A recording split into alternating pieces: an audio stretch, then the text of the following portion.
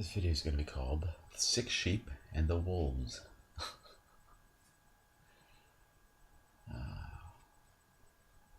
There's once this sick sheep. He got really sick and started falling away from the rest of the fold. At first, it was minor, the sickness. It seemed as if he would overcome. But every day that went by, it got worse and worse. And he searched. He searched for a way to keep up with the rest of the fold. Nobody in the fold, none of the other sheep wanted anything to do with whatever it was he's struggling with, because it was something that they couldn't deal with. The shepherd of the sheep, of course, was on a long journey and left the sheep in a pen in the hands of other shepherds whose only goal was to live well. They played cards on the outskirts of the pen. They'd do all sorts of crazy stuff. Every now and then they'd look over the fence at the sheep and throw them all sorts of cheap food and whatever they could, afford. The rest of the money they spent on themselves, taking care of their own needs, even though the master shepherd gave them the money that they needed to provide. They used more of that on themselves and their own interests. Well, this one sick sheep ended up getting to a point where he was butted around so much and isolated so much, he found a hole in the pen and decided he'd step out of the hole. And he started wandering.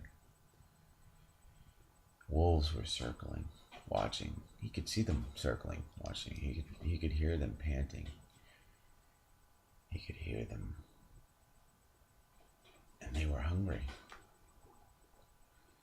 This sheep, being as hungry as he was, wandered around eating out of different people's fields and stuff, and he became a nuisance sort of to the people around him. And so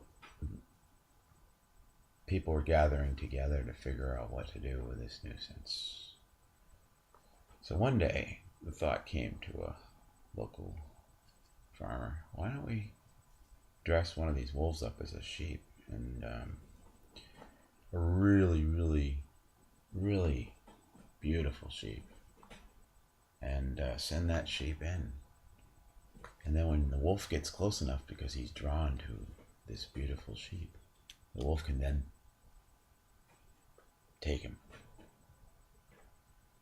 So once agreed upon this idea, I'm sure there are some people, being as humane, kind, and merciful, frowned on the way in which this went about.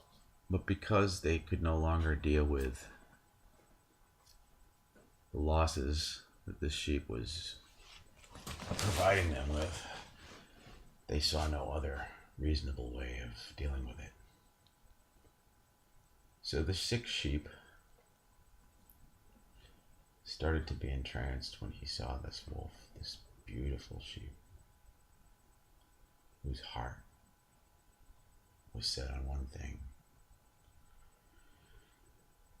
And he gets closer, and he gets closer, and he gets closer.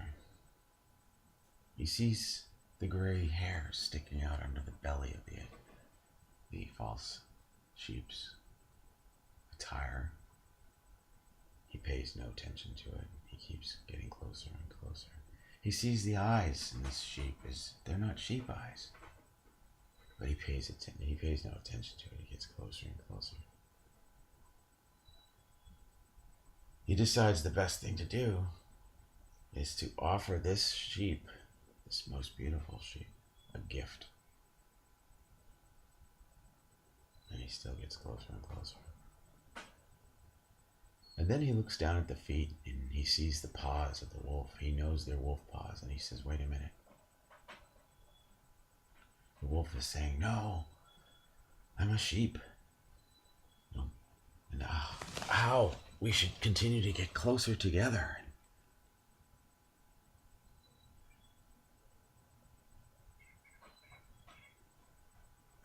And he ignores the feet. And he drops the gift at the wolf's feet.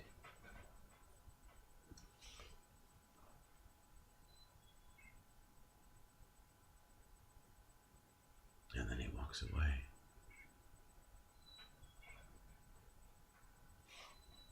The question now is, in this little story of mine, does the wolf let him